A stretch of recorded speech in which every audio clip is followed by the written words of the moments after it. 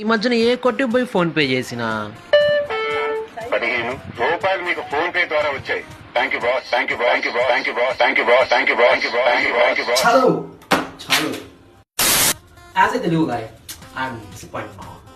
ఎందుకంటే ఆనందం వస్తే బాలయ్య, బాధ వస్తే బాలయ్య. థియేటర్లో ఏ సినిమా అన్ని వాళ్ళకి ఒక పదం మాత్రం బాలయ్యే. తినేటప్పుడు బాలయ్య, నిద్రపోయేటప్పుడు బాలయ్య.